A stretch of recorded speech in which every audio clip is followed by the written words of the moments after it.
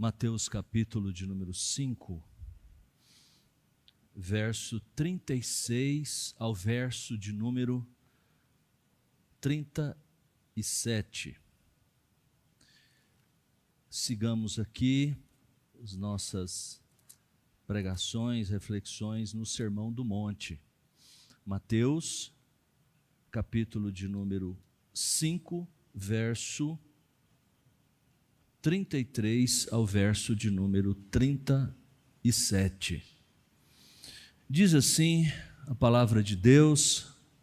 Acompanhe em sua Bíblia, deixe-a aberta nesse lugar, nós vamos pensar nesses versos.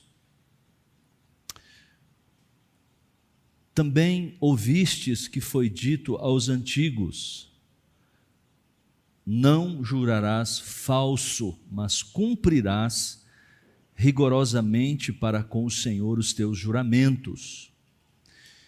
Eu, porém, vos digo, de modo algum jureis, nem pelo céu, por ser o trono de Deus, nem pela terra, por ser estrado de seus pés, nem por Jerusalém, por ser cidade do grande rei.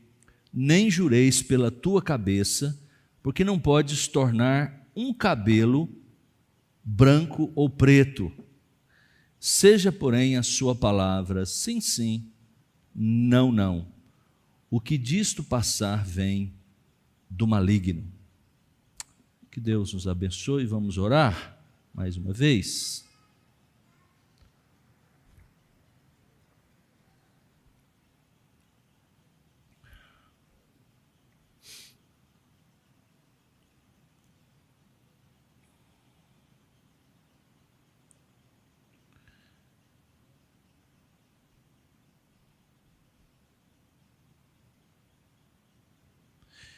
Senhor nosso Deus e nosso Pai Celestial, Senhor, nós queremos dar-te graças nesse momento, por estarmos aqui, ó Deus, nessa manhã, para mais uma vez, tendo aberto a sua palavra, meditarmos nela.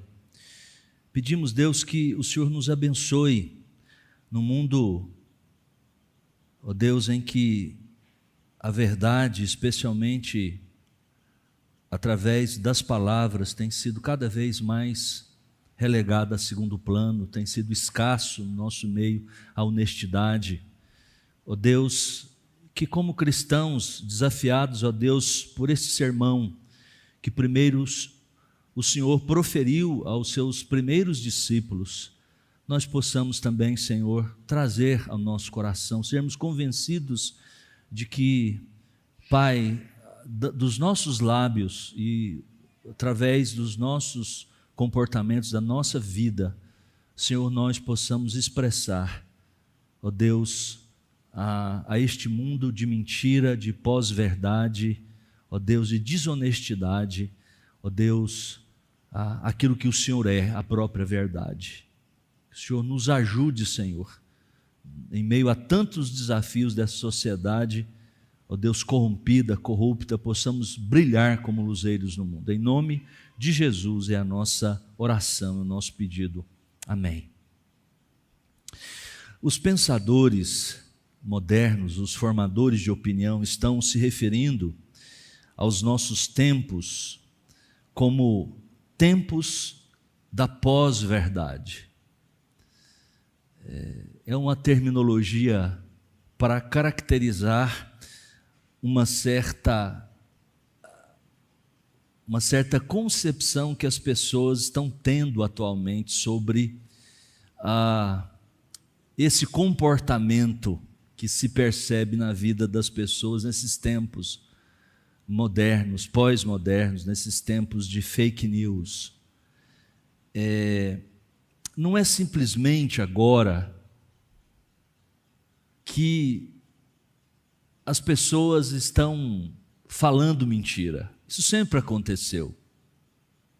Desde que o pecado entrou no mundo, o pai da mentira, o diabo, ele já utiliza da nossa fraqueza, da nossa natureza caída e sugere e coloca situações em que nós, como seres humanos, mentimos.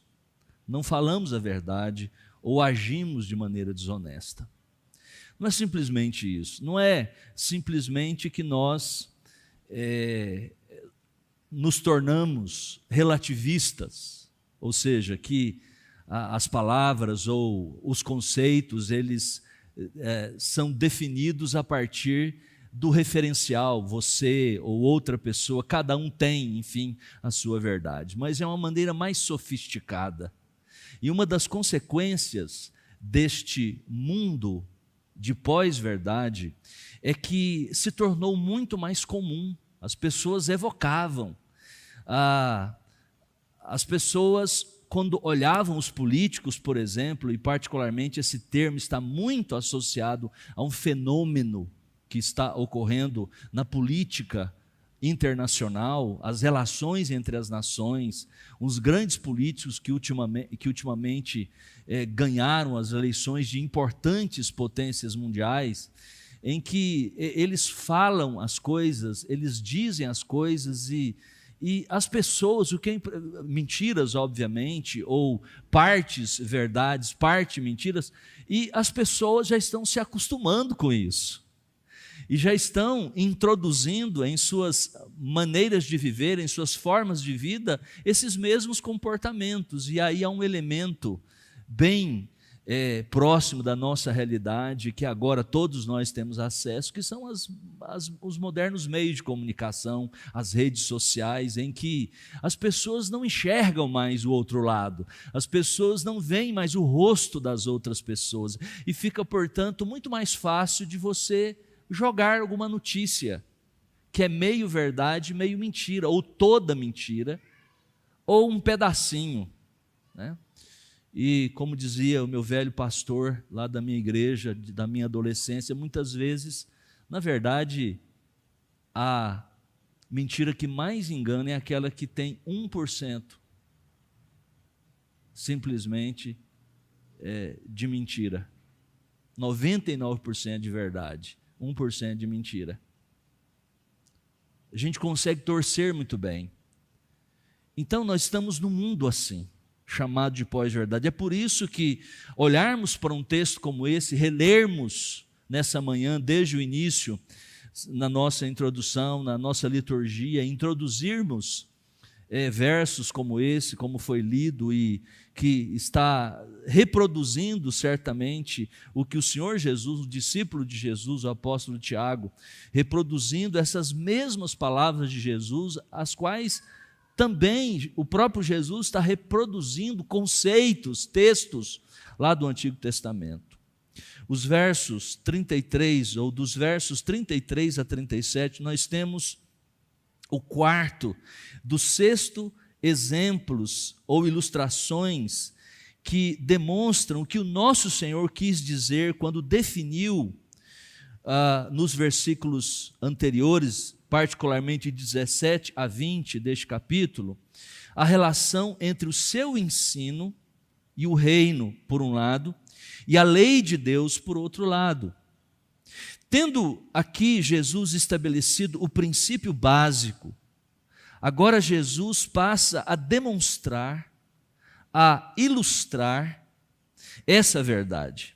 Mas muito mais do que ilustrar, o Senhor Jesus irá instruir os seus seguidores, os seus discípulos, acerca de uma área de nossas vidas que é de suma importância.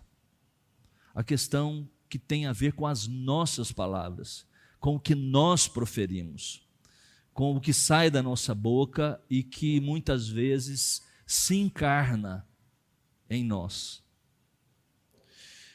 Como nós já vimos em toda essa sessão do Sermão do Monte, a partir desses versos 17 até o final do capítulo 5, Jesus lida com a falsidade das conclusões dos ensinos escritos ou falados dos escribas e fariseus, o que ele chama aqui dos antigos também, acerca da lei mosaica, contrastando isso com a sua própria exposição, com a sua própria posição. É o que precisamente nós estamos verificando nessas passagens e também nessa de hoje. Ninguém pode achar essas palavras dessa forma em que a gente encontra aqui, como Jesus disse no verso 33.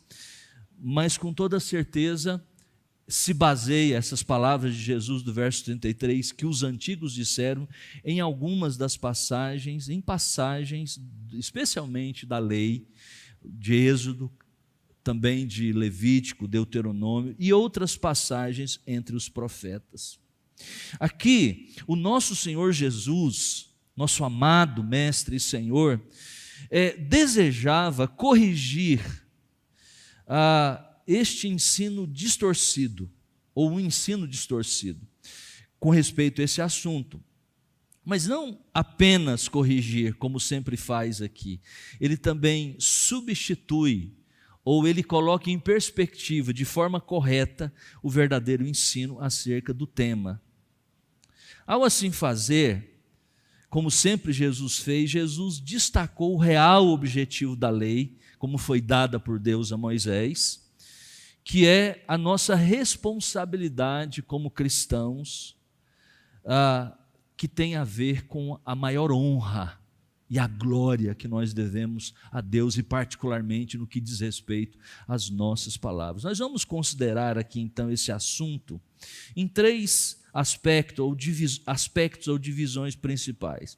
Primeiro, nós vamos ver o que a lei diz, porque é sobre isso que Jesus está levantando esse ponto. Depois, a interpretação distorcida dos antigos ou dos escribas e fariseus anteriores a Jesus e também dos tempos de Jesus, e finalmente as verdadeiras, claras aplicações da lei no que diz respeito às palavras no ensino de Jesus Cristo, e como Jesus insistiu com os seus discípulos aqui e que permanece para nós certamente. Portanto, então, veja aí, em primeiro lugar, veja o ensino da lei, que está refletido nesses versos aqui, do verso 33 especialmente, e depois na maneira como Jesus nos ensina, interpreta, nos ensina e de certa maneira nos ilustra também.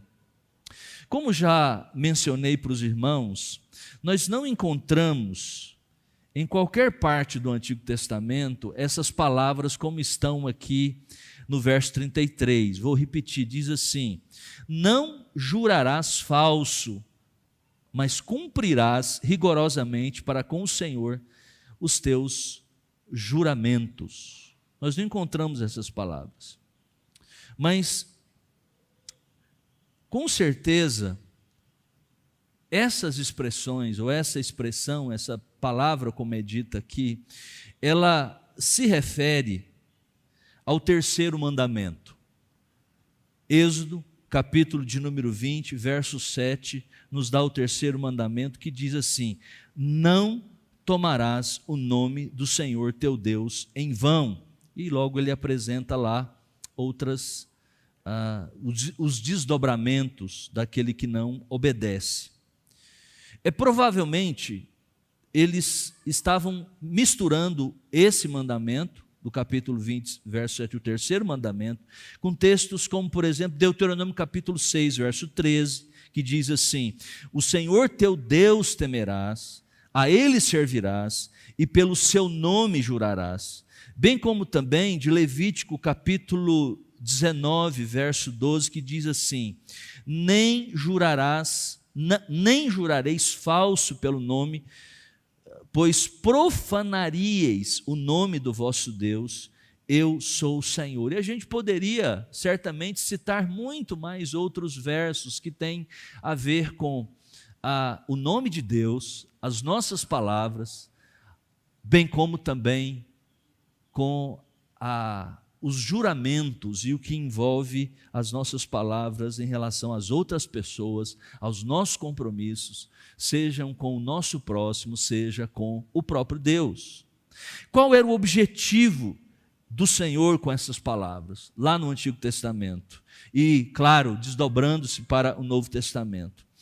Sem a menor dúvida, a resposta é que o principal motivo delas era pôr um freio às inclinações para a mentira resultantes da queda no pecado, Um dos piores problemas que Moisés teve de enfrentar certamente foi a tendência do povo à mentira, não muito diferente dos nossos dias, muito mais fácil, especialmente em situações complicadas, em que nos vemos acuados, por alguma razão, de florearmos as coisas, de omitirmos tudo aquilo que sabemos, ou até mesmo de, pressionados por alguma questão, jogarmos uma mentira, falsearmos as coisas.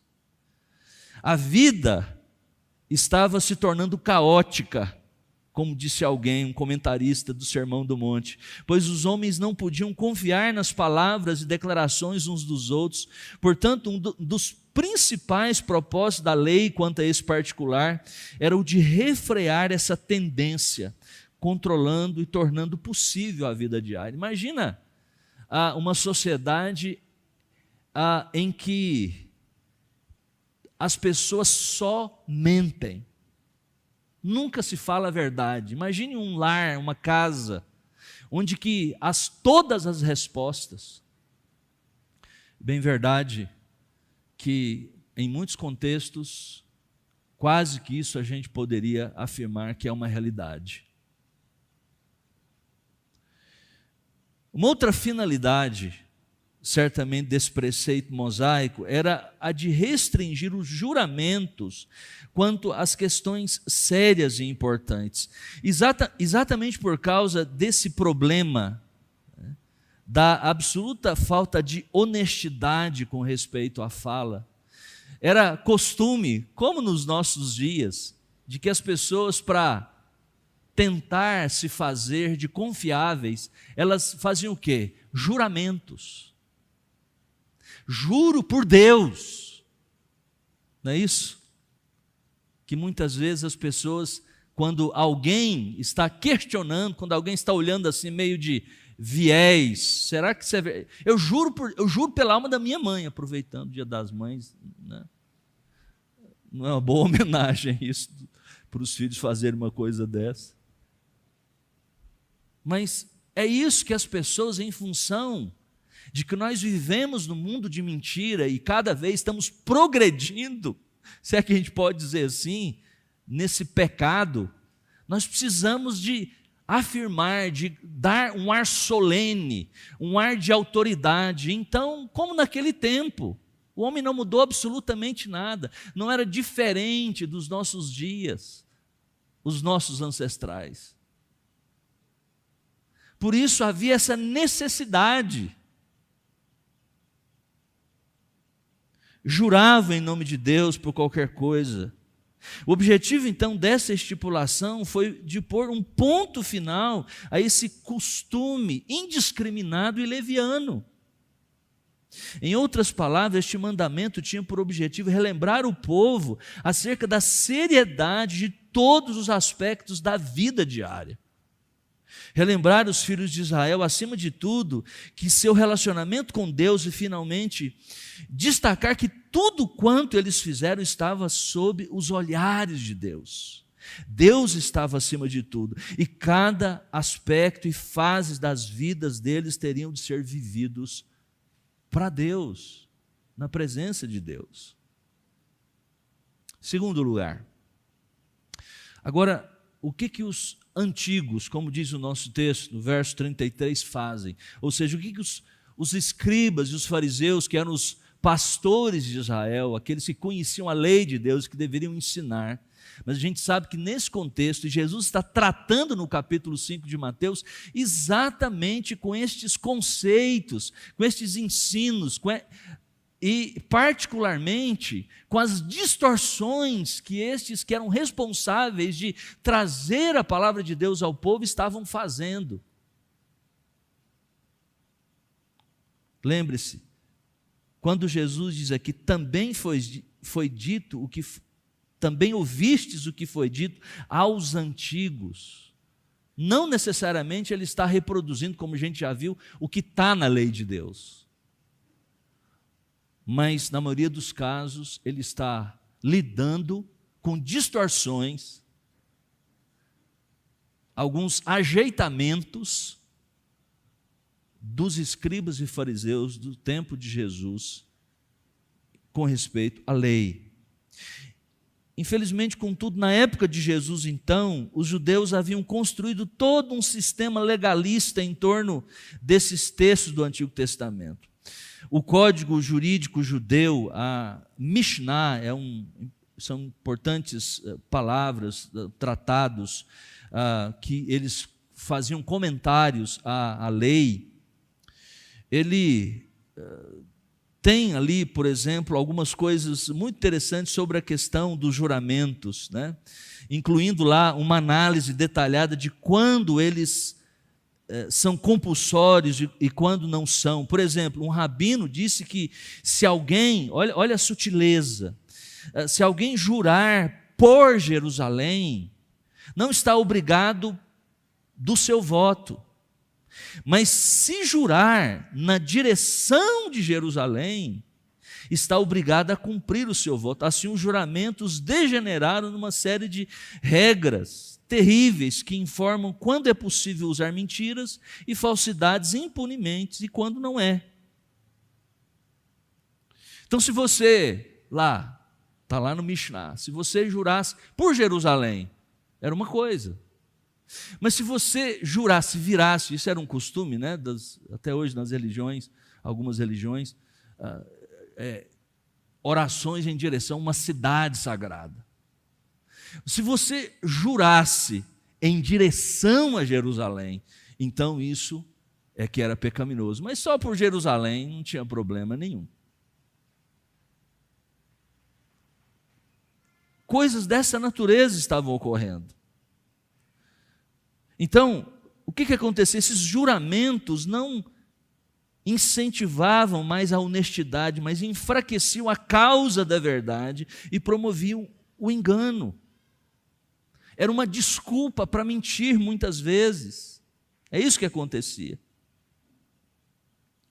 Então, eles começaram a desenvolver essas regrinhas elaboradas para fazer votos, fizeram listas das fórmulas que eram permitidas e acrescentavam algumas outras fórmulas, e assim ia.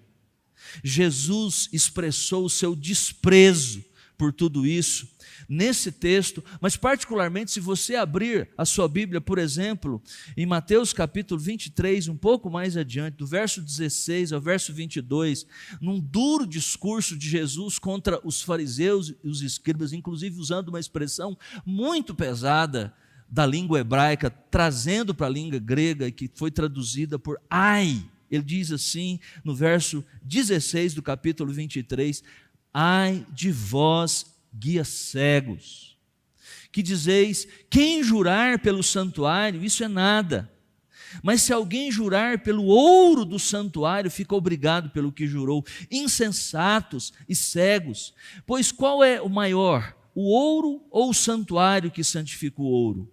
E dizeis, quem jurar pelo altar, isso é nada, quem, porém, jurar pela oferta que está sobre o altar, fica obrigada pelo que jurou. Cegos, pois qual é maior, a oferta ou o altar que santifica a oferta? Portanto, quem jurar pelo altar, jura por ele e por tudo que sobre ele está. Quem jurar pelo santuário, jura por ele e por aquele que nele habita. E quem jurar pelo céu, jura pelo trono de Deus e por aquele que no trono está sentado. Essa é a declaração de Jesus sobre todas estas invenções, essas fórmulas que eles inventaram para serem, em outras palavras, no final das contas, desonestos e mentirem e tentarem se escapar, suas consciências tentarem se escapar diante de Deus, diante da grande verdade. Terceiro, agora, o que Jesus diz sobre tudo isso? Qual a aplicação que Jesus faz? Veja o nosso texto a partir do verso 34. Eu, porém, vos digo, de modo algum jureis, nem pelo céu, por ser o trono de Deus, nem pela terra, por ser estrado de seus pés, nem por Jerusalém, por ser cidade do grande rei, nem jureis pela sua cabeça, porque não podes tornar um cabelo branco ou preto. Seja, porém, a tua palavra, sim, sim, não, não. O que disto passar, vem do maligno. É isso que nosso Senhor Jesus diz. Ele começa argumentando que a pergunta sobre a fórmula usada para se fazer votos é totalmente irrelevante. E particularmente que a diferença feita pelos fariseus entre a fórmula que menciona Deus e aquelas que não mencionam é inteiramente artificial. Não faz nenhuma diferença. Contudo, por mais que vocês tentem, disse Jesus, não podem evitar alguma referência a Deus, pois o mundo todo é o mundo de Deus e vocês não o podem eliminar de modo nenhum. Se vocês, disse Jesus aqui, jurarem pelo céu, é o trono de Deus. Se vocês jurarem pela terra, é o estrado dos meus pés. Se por Jerusalém, essa é a cidade do grande rei. Se vocês jurarem por sua cabeça, na verdade, a gente pode até dizer que é sua no sentido de que não é do outro, mas na verdade, a quem pertence a vida, de quem é tudo o que existe, inclusive a vida de todas as pessoas. Você não tem a capacidade de mudar sequer, disse Jesus, a cor natural do seu cabelo. Você pode tentar disfarçar, colocar aqui, a gente faz isso, especialmente as irmãs, e não há nenhum problema nesse sentido, não há nenhuma denúncia de Jesus nesse sentido. Podemos tentar maquiar, podemos tentar fazer as coisas, mas nós não podemos tornar branco ou preto o cabelo.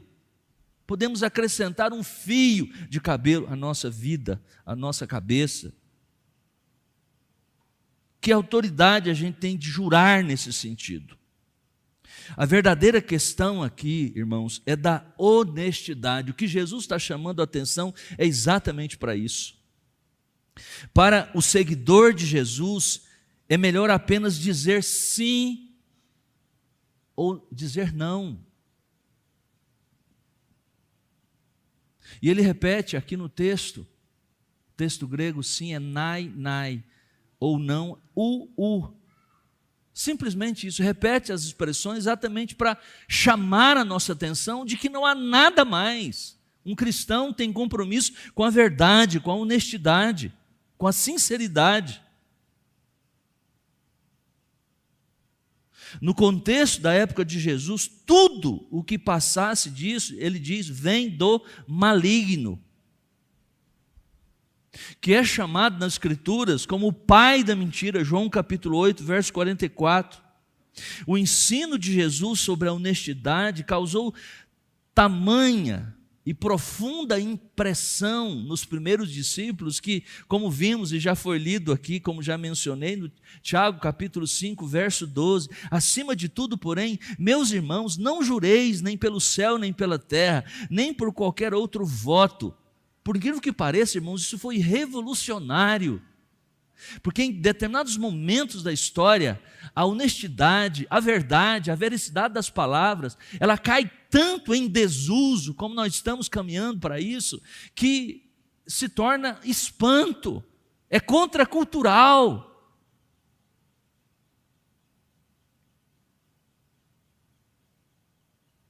Mas é isso que Jesus quer enfatizar, a verdade. A honestidade nas palavras, a honestidade do que postamos, do que escrevemos, do que registramos, do que dizemos. Você pode estar perguntando alguma coisa, pastor, mas os juramentos, então, eles são proibidos, de todo proibidos? Essa proibição que Jesus faz aqui, ela é absoluta. Por exemplo, deveriam os cristãos, a fim de ser coerentes em sua obediência a princípios como esse, abster-se de jurarem alguma declaração juramentada, por exemplo, diante de um tribunal, de um oficial de justiça?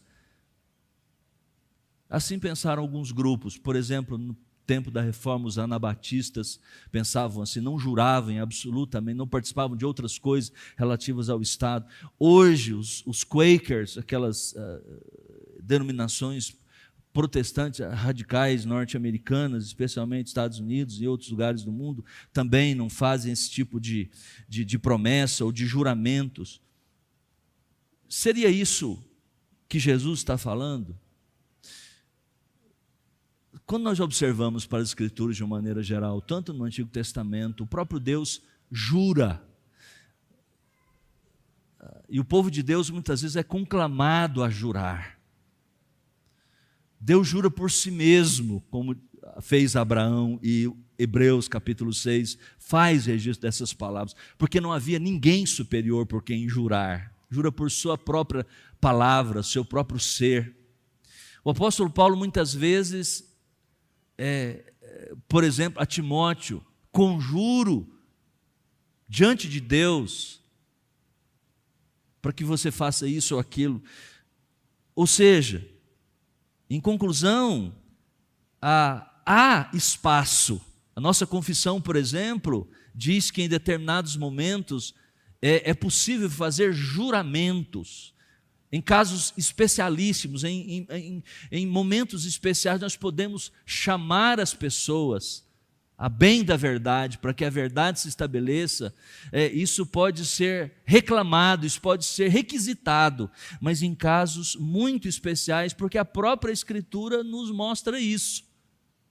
Mas o que vale corriqueiramente na vida diária, irmãos, exceto esses momentos especiais, é que nós, de fato, possamos ser tão considerados, a nossa palavra, termos uma característica de honestidade que se vê em nós, de veracidade, que basta um sim, e é sim, e um não, e é não. Os cristãos afirmam ter a verdade. Nós cremos na verdade. E ainda mais confessamos todos os dias que Ele é a verdade, o Senhor Jesus Cristo. João capítulo 14, verso número 6 diz: eu sou o caminho. O próprio Jesus falando com os discípulos: eu sou o caminho, a verdade e a vida. Ninguém vê ao Pai senão por mim. Ele é a verdade. Portanto, sendo Ele a verdade, é por isso que nós somos conclamados a falar a verdade, a dizer a verdade, a viver a verdade, a que nossas vidas demonstrem a verdade. Porque não há espaço para mentira no seio do povo de Deus, na vida do povo de Deus? Por que nós devemos tomar cuidado com as nossas próprias palavras e devemos cuidar para que nós não falemos coisas simplesmente por falar? Por quê? Porque Ele é a verdade. Aquele que se encarnou, tornou-se um de nós, é a própria verdade.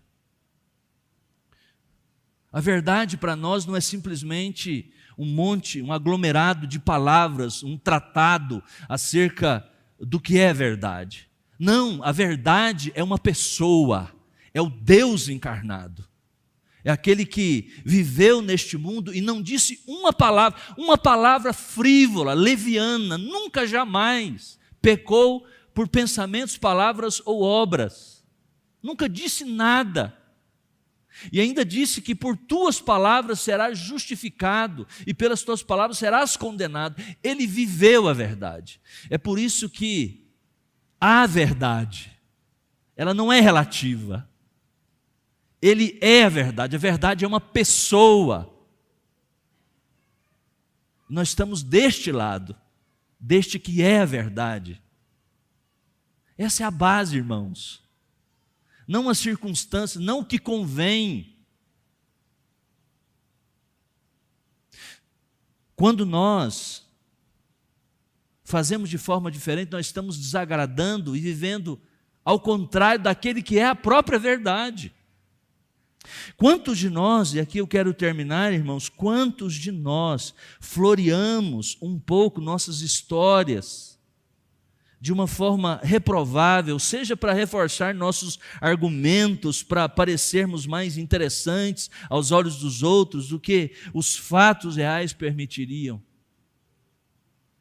Quantos de nós dizemos que vamos fazer uma coisa e depois voltamos atrás porque cumprir a promessa nos traz algum inconveniente? Quantos de nós prometemos, falamos muitas vezes em ato de culto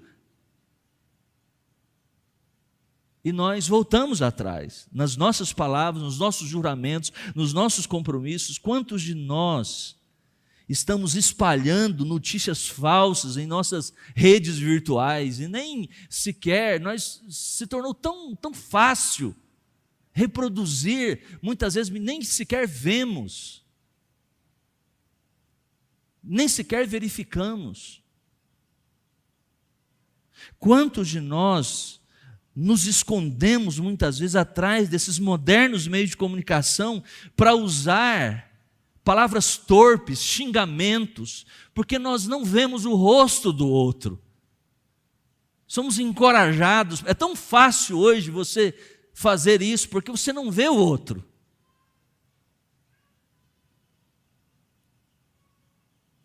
Agredimos as pessoas com nossas palavras. Vocês já viram, gente? A propósito, não posso perder. Vocês já viram o que estão no Facebook de nossos irmãos, nessas mídias?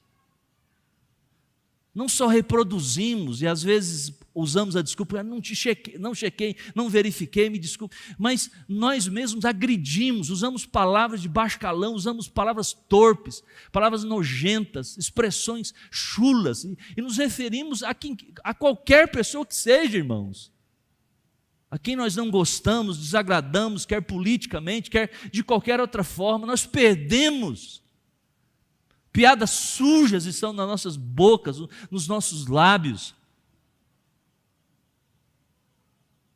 O que Jesus diz aqui? Tem a ver com isso. Fale a verdade. Fale as palavras que edificam. Nosso Senhor insiste em que a Escritura do Antigo Testamento aponta para a honestidade, e todos os que se submetem à autoridade dele devem viver a verdade, falar a verdade, tomar cuidado com as palavras, porque ele é a verdade. Vamos orar? Feche seus olhos.